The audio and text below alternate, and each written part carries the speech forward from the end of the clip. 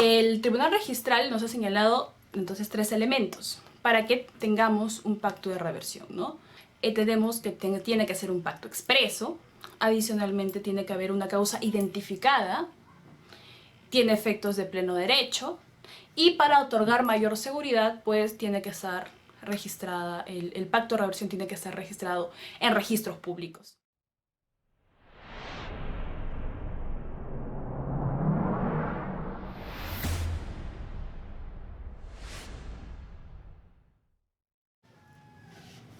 Buenas, mi nombre es Sofía de Gasso y en esta oportunidad voy a dar algunos alcances generales en torno a la figura del pacto de reversión, figura que se encuentra regulada en los artículos 1631 y 1632 del Código Civil del 84.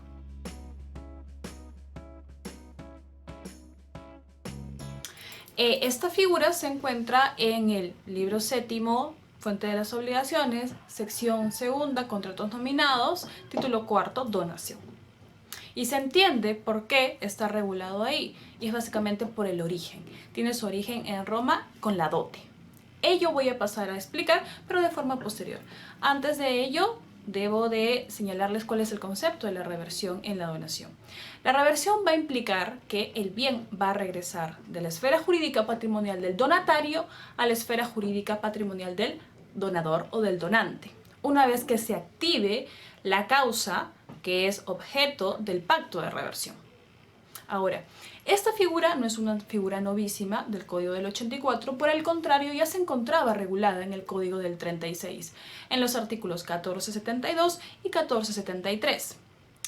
El cambio de una regulación o de un código hacia el otro no es sustancial respecto de los primeros artículos, ¿no? El 1472 y el 1631.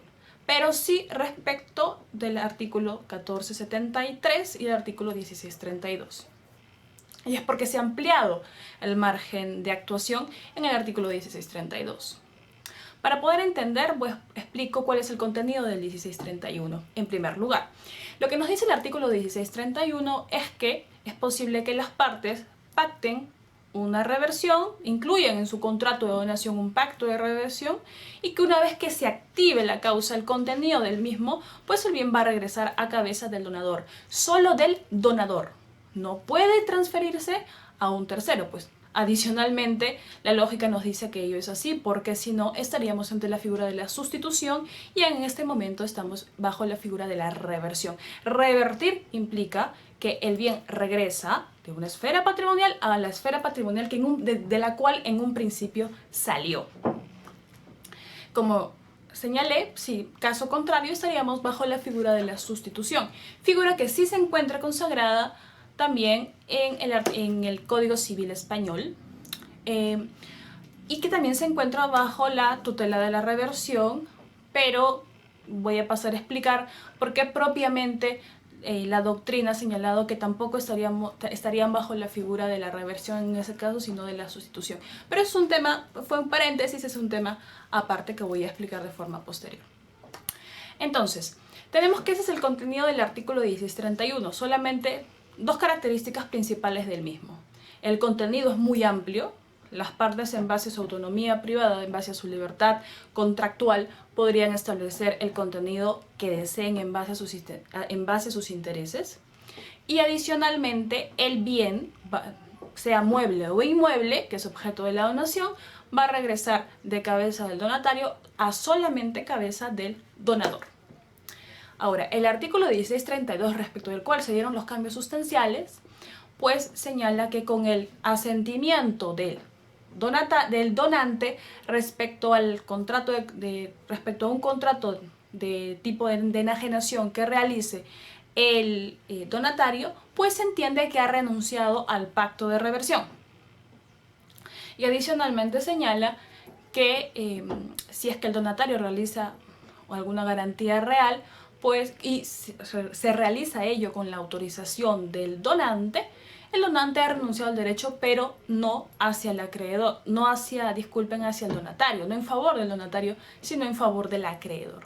¿Qué señalaba su antecesor? El artículo 1473, pues señalaba que si era posible renunciar al derecho de la reversión. Se entendía que había una renuncia cuando se autorizaba a que el donatario realice un contrato de compraventa, solo en el ámbito de la compraventa, y que adicionalmente se entendía que había una renuncia por parte del donador a la reversión cuando permitía que se constituya una hipoteca, ¿no? Con lo que vemos que en el caso del artículo 1473 se encontraba consagrado la palabra compraventa, solamente se restringía a ese ámbito y además al ámbito de la hipoteca.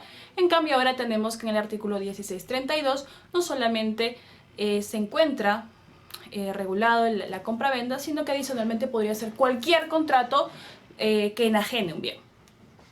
Adicionalmente, la garantía no solamente se restringe al ámbito de la hipoteca, sino que ahora también se ha ampliado el ámbito y puede ser cualquier tipo de garantía real.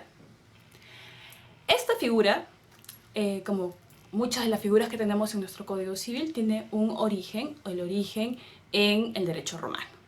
Nos vamos a remontar al derecho romano. Y esta figura tiene su origen en la dote, como antes había señalado. La dote entendida de dos maneras. Por un lado como dúo y por otro lado como resucsoria. ¿Qué era el dúo? El dúo era la contribución de la mujer o del pater familias de la mujer al marido. ¿Para qué? Con efectos del matrimonio. Pero ello también tenía una función social, ¿no? Era la contribución de la mujer a los gastos del día a día del matrimonio.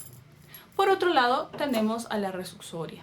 La resucsoria implicaba que una vez que se disolvía el matrimonio, el bien, había una transferencia por parte del marido hacia la mujer de un bien. Y la función social de esa figura era que básicamente ayudar, apoyar a la mujer, que ésta, una vez disuelto el matrimonio, no se encuentre en una situación de carencia y pueda subsistir. Pero la sociedad consideraba que ese bien no era un bien que salía del patrimonio del esposo o era un bien de propiedad del esposo, sino que ese bien era el retorno del bien que en un primer momento la mujer había otorgado al patrimonio del esposo a fin de que se constituya el matrimonio, ¿no? Con esos efectos de hacer una vida en común y de apoyar con los gastos del día a día. Es ahí que vemos la reversión como tal, o sea, el retorno del bien de cabeza de quien recibió la donación a cabeza del donador. Entonces, ya teniendo claro cuál es el origen en la dote, además debemos tomar en consideración que la dote se constituía mediante el contrato de la dotis dictio, un contrato que era solemne, un contrato que se daba bajo la forma del uno loquende. ¿Qué implicaba el uno loquende? Pues la manifestación de voluntad del promitente, y con ello ya se consideraba que estaba constituido el negocio jurídico de la dotis dictio. Pero además era solemne porque ya habían unas palabras preestablecidas que debía de señalar el promitente a fin de que se constituya el contrato de la dotis dictio.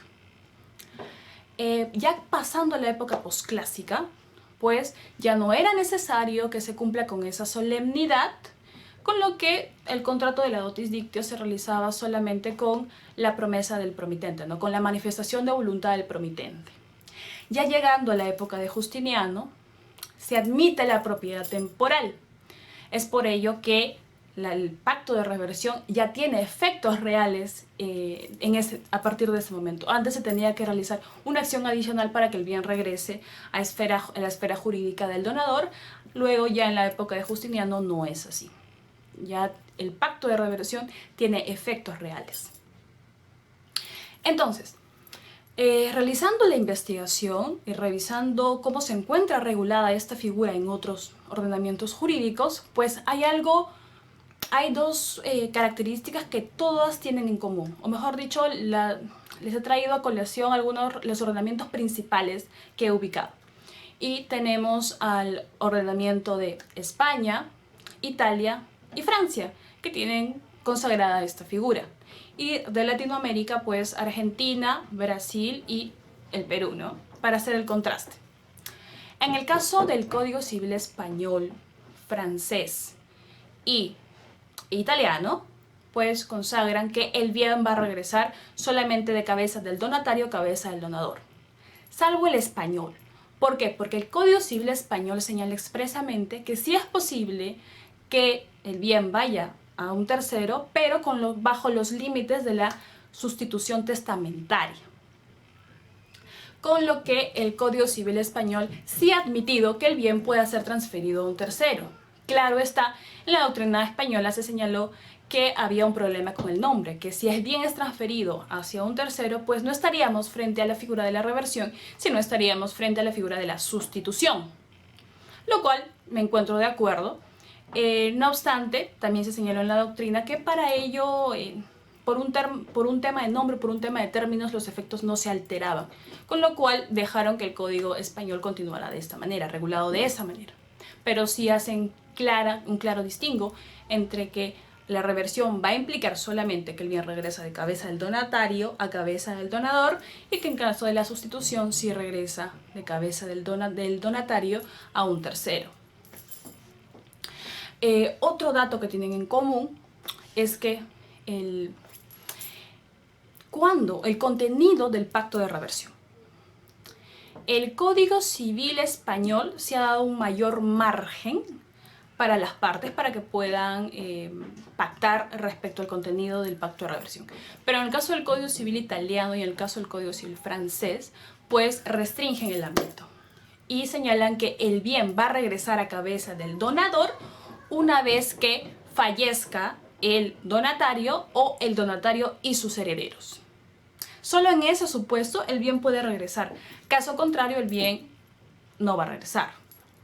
Porque también recordemos que ¿cuál es el objetivo de la donación? Transferir propiedad, ¿no? Sea de un bien mueble o de un bien inmueble, pero transferir propiedad. ¿Y qué pasa cuando tenemos el contrato de donación con una cláusula de pacto de reversión? Pues estamos frente a una propiedad temporal, que básicamente, si nos restringimos al ámbito del Código Civil italiano y el Código Civil francés, al CODE, pues básicamente es una propiedad temporal que se le va a otorgar al donatario y una vez que él fallezca o también sus herederos, pues el bien va a regresar. Se hace con ese ánimos, se hace con el ánimos de que el bien va a regresar, pero también debemos tomar en consideración que este tipo de donación es una donación interviva, o sea, entre personas que están vivas para que puedan acordar el mismo. Si, por ejemplo, fallece el donador antes del donatario, el bien no va a regresar a los herederos. Se entiende que ya no hay pacto de reversión. Ya hay una donación pura y se convierte en una donación pura y dura, porque básicamente la reversión solo puede tener sus efectos si es que el donador está vivo, si no, no. Si no, iríamos en contra de lo estrictamente regulado en el código del Código Civil italiano, en el Código Civil español, en el Código Civil francés, en el Código Civil argentino, en el Código Civil brasileño y en el Código Civil peruano, ¿no? Yo les había señalado que esto era lo común tanto en el código, estas dos características que señalé eran lo común en el ordenamiento francés, español e italiano. También es lo mismo en el Código Civil argentino, en el ordenamiento brasileño y en el ordenamiento peruano. Claro está que en el Código Civil peruano, reitero, hay un mayor margen de posibilidad de, en base a la autonomía privada de las partes, en base a su libertad contractual, de que llenen ese contenido que es el objeto del pacto de reversión. Ahora bien, he realizado un análisis de 25 resoluciones del Tribunal Registral, en el cual señalan que la naturaleza jurídica del pacto de reversión es la condición resolutoria. Tiene esa naturaleza, ¿sí? De estas, también realicé una investigación a nivel del Poder Judicial, no obstante, no he encontrado material, sentencias que diriman controversias respecto al pacto de reversión. Entiendo yo, y también por el número de resoluciones que encontré respecto al tribunal en la página del Tribunal Registral, debido a que no sé, es una figura que no se utiliza mucho en la sociedad y entendería yo que ello se debe a que no se entiende mucho el contenido y los efectos del mismo. Pero sí tiene una utilidad social, y es que básicamente se puede utilizar en estos casos cuando se quiere otorgar propiedad temporal y el contenido, porque además recordemos que el pacto de reversión puede tener un contenido muy abierto, puede ser cualquier contenido, claro está, que no vaya en contra del ordenamiento jurídico, porque nos encontramos en un estado constitucional de derecho. pero puede tener ese efecto, ¿no? Otorgar propiedad temporal y que luego el bien regrese. Entonces, regresando a lo del tribunal registral. He revisado estas resoluciones todas tienen en común que el tribunal registral considera que la naturaleza jurídica del pacto de reversión es de condición resolutoria. Solo de condición resolutoria, no señalan que puede ser un cargo, no señalan que podría ser un plazo resolutorio. Hay dos resoluciones que creo yo que son relevantes. En el primer caso, y las nombro a fin de que, o les presento el caso, a fin de que puedan ver la utilidad de la figura de la reversión de donación. En uno de los casos se estableció claramente que había unos esposos que habían entregado una donación, un anticipo de legítima a una de sus hijas, y posteriormente querían efectuar el pacto de reversión para que el bien regrese de cabeza de la hija al patrimonio de los padres. Y lo que señaló en ese momento el registrador es que se necesitaba la autorización judicial a fin de que se pueda lograr ese objetivo y se pueda inscribir el acto. No obstante, el tribunal registral señaló que ello no es así porque los efectos del pacto de reversión son efectos de pleno derecho. O sea que automáticamente se produce la causal del pacto de reversión, se entiende que el bien ya ha regresado a cabeza del donador. Es por ello que se puede inscribir tan solo con la petición de los donadores o del donador. Otra resolución que también considero que es importante es en relación a que hubo una donación con el pacto de reversión respecto de un bien inmueble. Parte del bien inmueble se transfirió, ¿sí? Y luego se quiso consagrar, constituir la reversión, inscribir la reversión. Lo que dijo el tribunal registral en ese momento fue que respecto de la parte del bien inmueble que ya había sido transferido y que como no se encontraba la reversión inscrita en la partida, entonces se protegía a los terceros que habían adquirido ello, ¿no? Pero respecto de la parte que no, del bien inmueble, el porcentaje del bien inmueble que no había sido objeto de venta, entonces respecto de ello sí era posible inscribir la reversión y en consecuencia revertir el bien.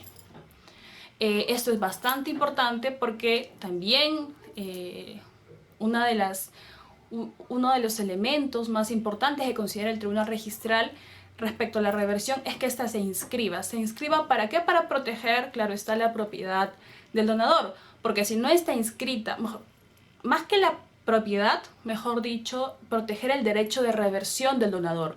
¿Por qué? Porque si no está inscrita, pues registros va a proteger a los terceros. Los terceros van a adquirir bien la propiedad porque no van a ver en la partida, en la sección de cargas y gravámenes, que el bien tiene un gravamen que sería el pacto de reversión. Entonces, el tribunal registral nos ha señalado entonces 3 elementos para que tengamos un pacto de reversión, ¿no? Tenemos que tiene que ser un pacto expreso, adicionalmente tiene que haber una causa identificada, tiene efectos de pleno derecho y para otorgar mayor seguridad pues tiene que estar registrada, el pacto de reversión tiene que estar registrado en registros públicos.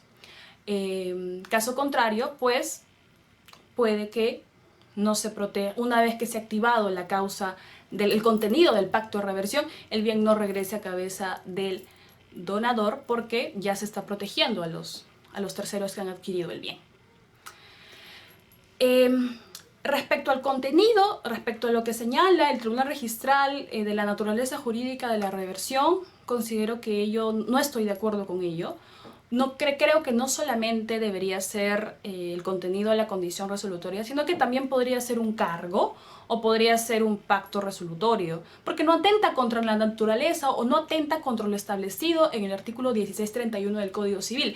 Recordemos que el artículo 1631 señala que con el acuerdo de partes se puede establecer un pacto de reversión y no hay un límite respecto al contenido, con lo cual podríamos estar en estos 3 escenarios.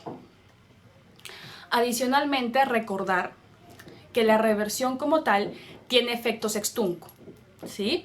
Y la condición resolutoria en nuestro Código Civil está regulado con efectos ex nunc, o sea, hacia adelante, salvo que las partes se pongan de acuerdo en lo contrario, ¿no?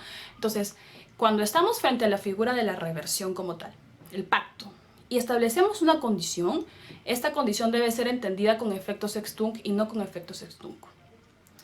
En conclusión, la figura del pacto de reversión es una figura importante, es una útil figura que podría ser aplicada en la sociedad. El contenido del mismo puede ser el que las partes consideren necesarias para, de acuerdo a sus intereses, va a otorgar una propiedad temporal al donatario, y una vez que se active la causa del pacto de reversión, pues el bien va a regresar a cabeza del donador.